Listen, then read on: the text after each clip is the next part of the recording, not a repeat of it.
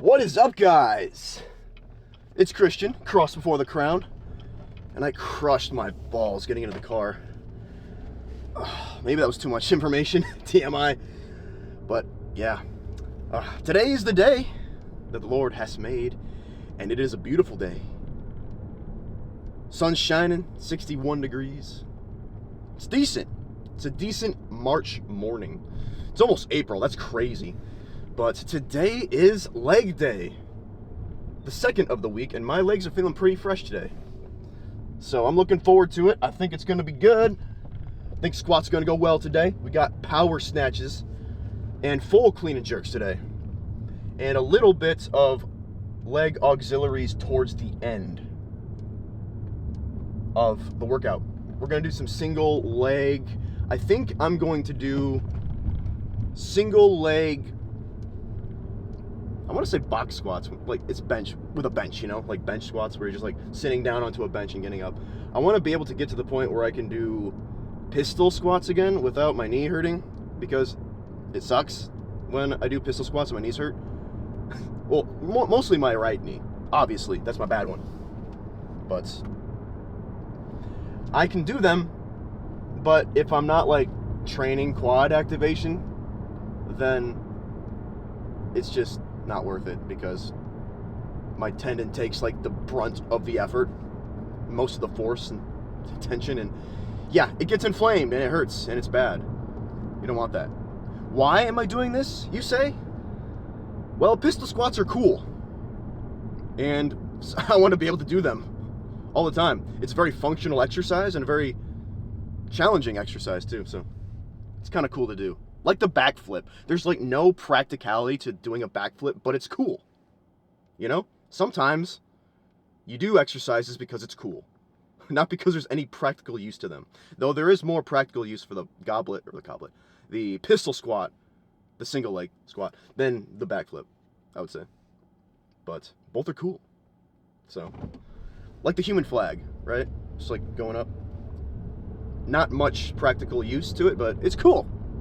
Right? So, yeah, that's why I'm doing that. Just training it up, my legs, get my legs right.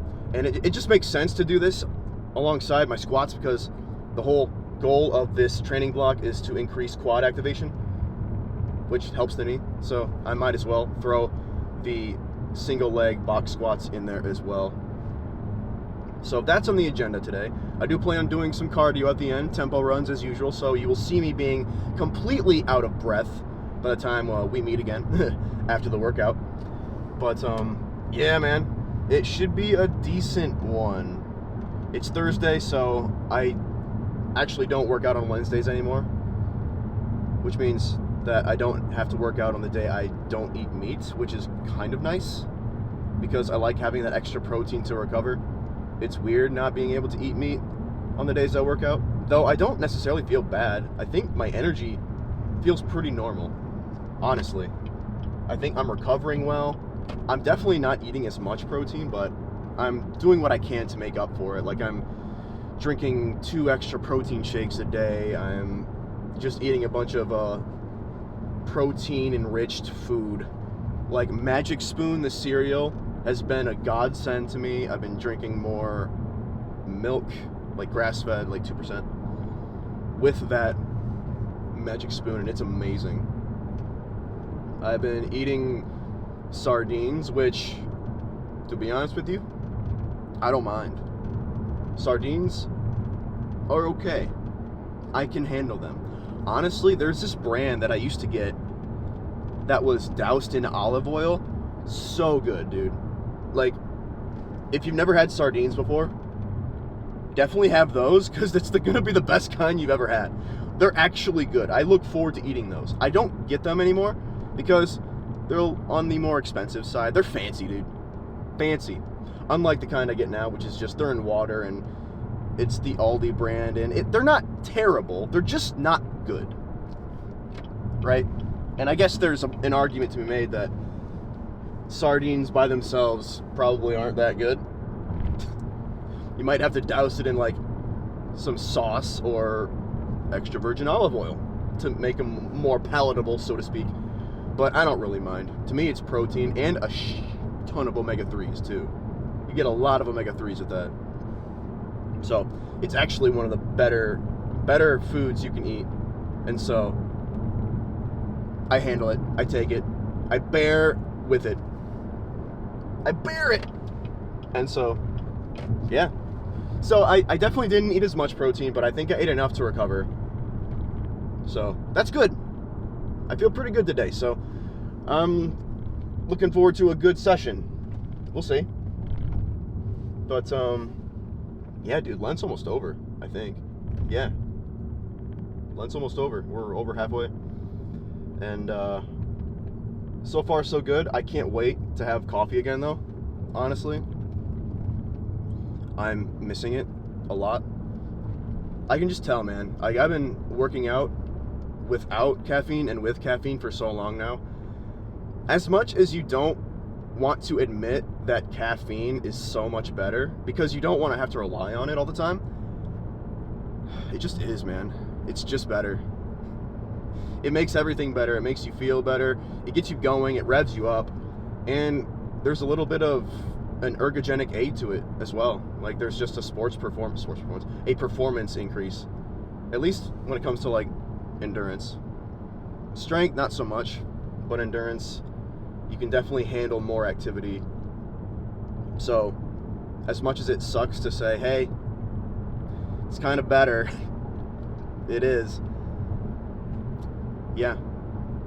We gotta have self-control and not be so liberal with caffeine use, at least for me. I'm talking to myself here. I drank coffee like all the time. And so this is the longest stretch I've gone without it. And yeah, man, it's been over 20 days now, caffeine free, and I still want it because I just still know how good it is. 'Tis unfortunate. I wish I could be that dude that just didn't need it. And like, I'm doing it great. I'm doing great without it. I am. Like, I can totally operate without caffeine, but it's just better with it, man. Like, I'm a very energetic person. Maybe that's just because of my ADHD, but I just have a lot of energy, man. Like, I don't need caffeine, but it still makes it better. Though I think caffeine might help with my ADHD a little bit, but other than that, it's just better. It sucks. But yeah, I'm going back in to having caffeine with a game plan though. So I'm not going to be abusing it as much as I used to. I'm going to take at least one day off a week, and I'm allowing myself 6 ounces pre-workout, and that's it. We'll see how long that lasts, but that's the goal. But that's kind of what's going on for me. What's going on for y'all? What you guys working out today? Got any plans? What workout plan are you doing? What are you trying to gauge? What are you trying to strengthen? Trying to get bigger? Stronger? Healthier? What's your goal? Sometimes it's all of the above, and that's cool. That's cool. But I'll leave it there. We got squats coming up very soon. On that note, let's kick some ass. I'll see you there. All right, guys. What are we doing first? You guessed it. Squats. Back with 225 with the first set this time. And we're going off. And this is going to be the same. I shouldn't say the same. This is going to be a faster tempo on the first set. I slowed down the tempo on the last 3 sets. So I kind of bust these out. Just wanted to see how they felt going full speed. I controlled a little bit more on the last sets just because I want a little bit more control for quad development, for quad activation. It's going to help with my quad activation as the weight increases. But so far, this set felt really good. Squats felt really good today. So I think I might be onto something. Nice, slow last rep there. That's going to be a trend that you'll see me doing. But yeah, the squats felt really good today. And I'm liking this 2-day-a-week split so far with 2 days in between each session. And yeah, I haven't done this in a very long time. And you know what? Sometimes it's just better off this way. I get it. Some people can squat multiple times a week, more than 2, and still get results. But like, I find that my legs cannot recover doing 3+ days a week. I got a lot of progress squatting like upwards of 4 to 5 days a week, but I could never sustain that for any long period of time without my legs feeling like absolute trash, destroyed, like can't bend down without my knees screaming. And so these squats felt so much more controlled, so much less pain, tightness, creaking, all that. So it felt really good. And yeah, look at the control on these. Yeah, I started to really feel it in the quads doing this, which is good. Like, I want to feel it in the quads when I go through this whole range of motion. I felt it more than usual, and I really do feel a difference in my form because of the activation of the the quads on the squat here. And I like the way the reps look, and I definitely like the way the reps feel.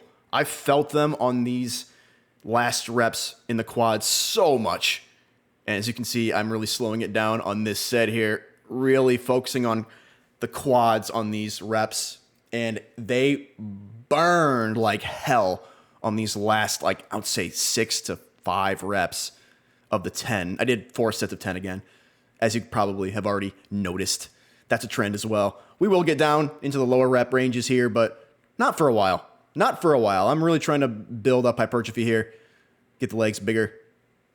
And look at that controlled descent. And then explosion on the way up. Not as fast as the other one. My legs were feeling pretty rough there. But I'd give that a solid 8 out of 10 RPE. That was a really good rep. Really good set, I mean. And here we go. Back with the power snatches 95. Again, focusing on form, explosion, speed. Not focused too much on weight here because I'll be doing full clean and jerks after this. And I want to be a little more fresh, more recovered when I do those reps. So I went through these very quickly, a minute rest in between, focusing on the form there, really getting that down. And yeah, really liked how these felt as well. Yeah, good rep. We'll move into the third and final set here. And I felt it in the quads a little bit here as well, from the squats even.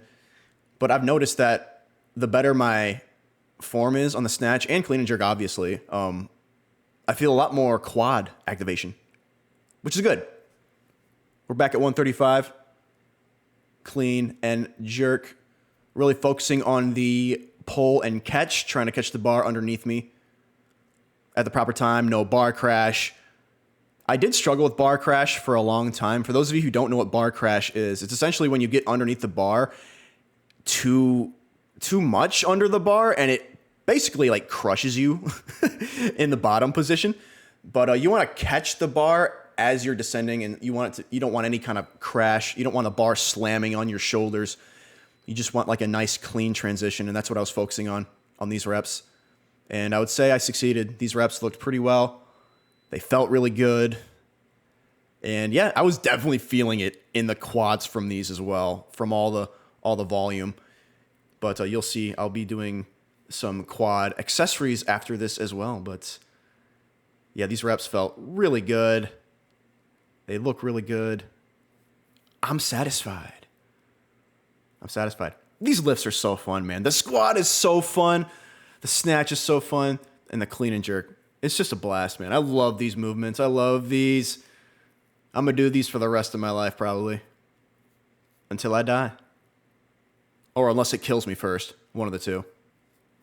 I wouldn't be surprised, honestly, if like a squat killed me. Or like a clean and jerk, like a heavy max. I don't know, man. That might be a way to go.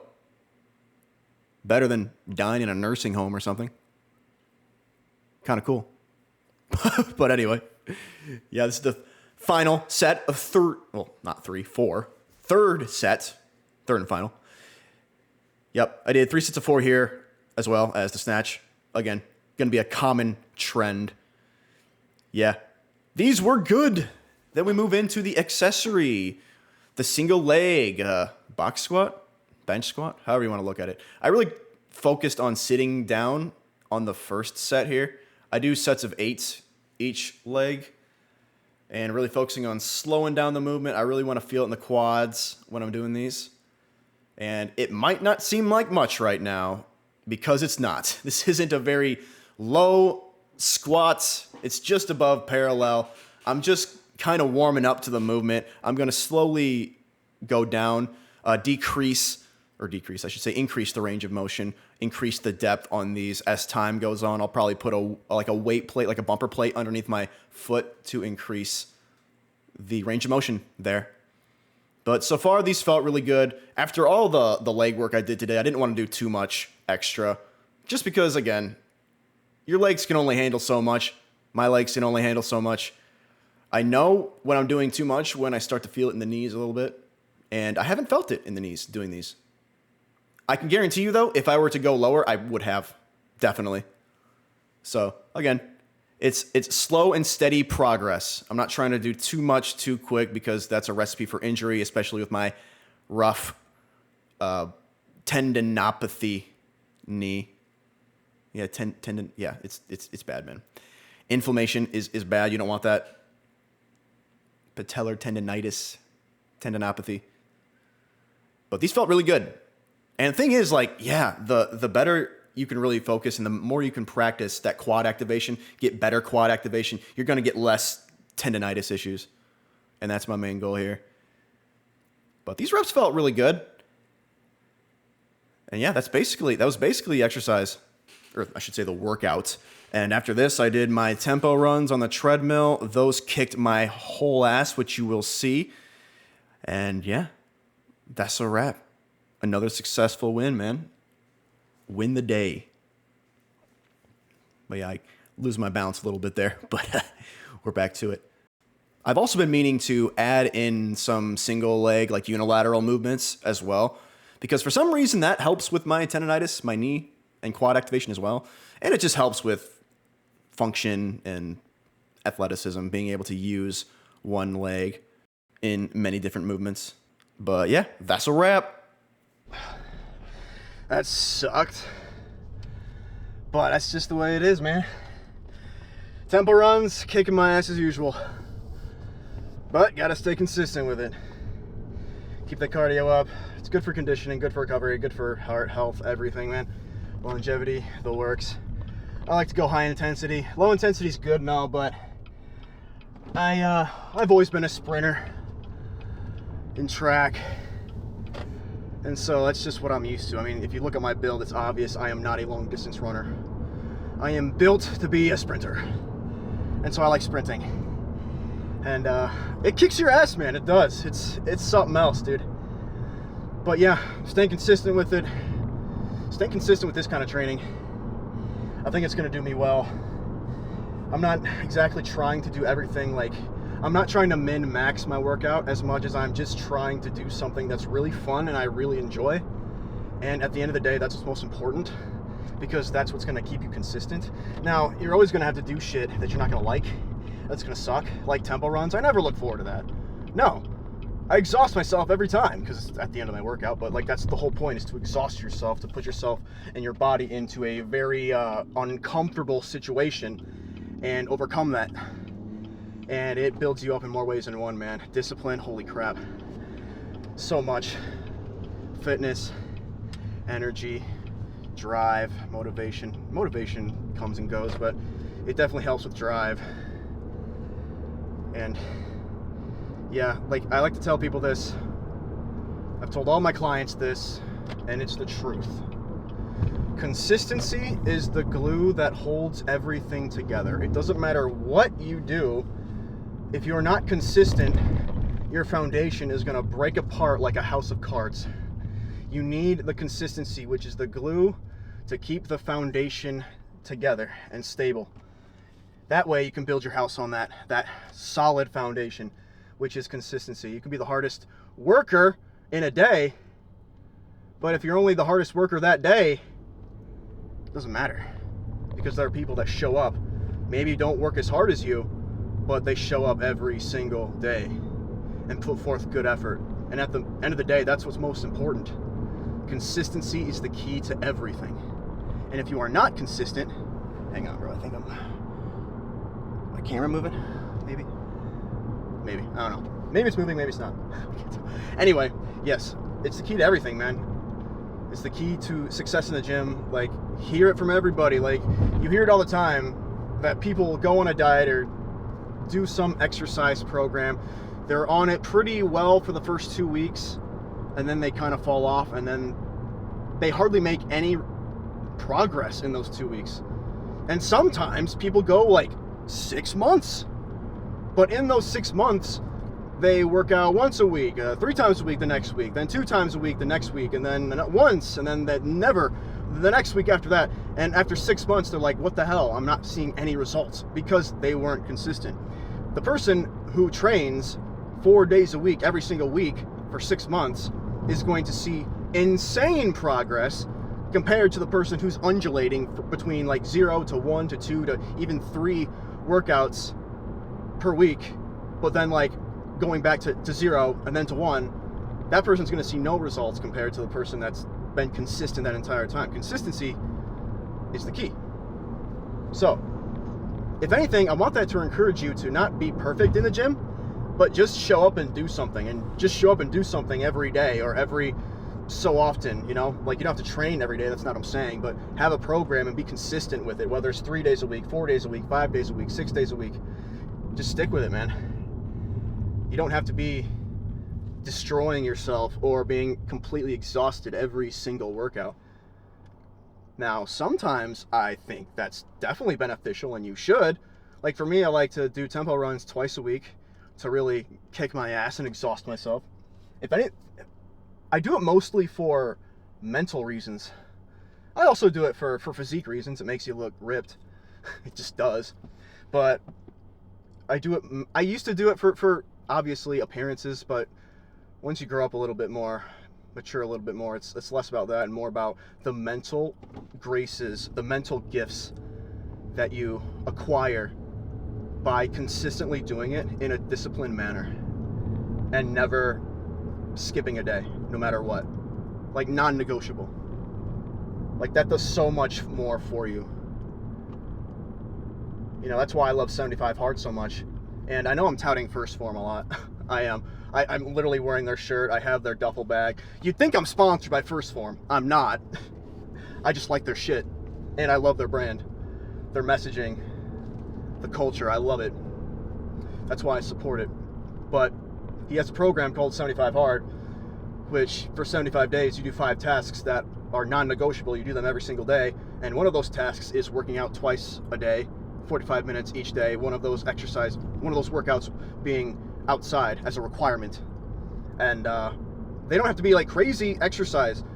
Like, they don't have to be crazy workouts. They could just be walking for 45 minutes. But so long as you're being consistent with them and all the other tasks, it will change your life. Like, you will have so much discipline, and you will really understand what you're capable of. And it's not even just 75 Hard. It's what 75 Hard does. You can do this with literally anything. Like, pick things that are non-negotiable that you want to do to change your appearance, change your health, like improve your health, progress as an individual, however you want to look at it. Self-development. Pick some tasks. Doesn't have to be 5, it could be 3, it could be 4, it could be 1. Just pick them and then do them consistently every single day. Make them non-negotiable no matter what you're getting them in, even if you have to lose sleep. You'll figure out that you're capable of more than you think. And so I encourage you to do that, honestly. And then be consistent with it. It could be just picking a workout program and being consistent with it. That's probably the easiest one. And yes, I said easiest one. Like, it's if you can't be responsible for the little things, then how is God supposed to give you the responsibility of handling the bigger things in life? Your personal health, the health of your body, it's simple. It doesn't mean it's easy, right? It doesn't mean it's easy, but it's simple. You eat healthy most of the time, and you exercise most of the time, and you will have a healthy body and mind. Now, the reason people struggle with this, and dude, I have trained so many clients, and out of all of the issues that they struggle with, they all, and I mean like 99% of them, can all be reduced to a lack of discipline. It's just that. Like, it's a lack of doing what's necessary when you don't feel like doing it. That's life. You're gonna have to do things that you don't want to do. We all have to do that. But it's the most simple with fitness, because you do something, you will get that result. It's guaranteed. If you work out more and exercise less, you are guaranteed to be healthier and happier. It's a guarantee. Like, science has proven this. You know, you just got to do it and be disciplined enough to do it consistently. And I don't want to come out at you, come off at you for not being disciplined if you're not, right? Discipline is a skill. It's not something that like we're just born with. It's something that you develop. I've been there. I've had the lack of discipline, totally. And in some cases, we're more disciplined in some areas of life than others, right? Maybe you're super disciplined with like raising your kids or your family or whatnot, but you're not very consistent in the gym. You're disciplined in one area of life, but not necessarily disciplined in another. That's totally cool. That happens. We should all strive to be perfect in everything, knowing that we're never going to reach perfection, but we should always strive to be disciplined in all areas of life, because it's going to be better for you and for everybody else around you. If not for you, then for everybody else, right? At least that's how I look at it, right? God created us to do incredible things. He's given us the potential to do incredible things, and you just have to set your mind to it and not be so bogged down by the culture or by other people that are going to try to bring you down because of the hive mind of the mass psychosis that is telling you to fall in line and to do what everybody else is doing, when in reality God is calling you to something greater. And I think that's most of us. It was me, and it's probably you too.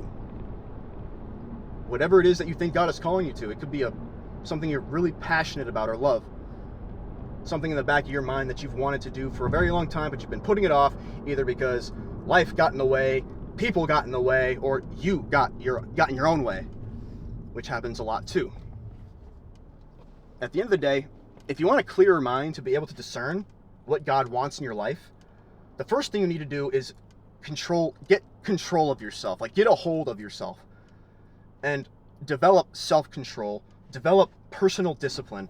That way you can really begin to understand and perceive what is important in life and what isn't. You're going to realize real quick that other people's opinions of you or what you want to do means nothing, like less than nothing. And that the only thing that really matters is God's will for your life. And so I hope that encourages you in prayer to turn to God, to help Him, to help you with that. And so you can actually begin to live a life that you can enjoy, that is in alignment with the Lord's will for your life, because that's where you will be the most happy and most joyful and most at peace.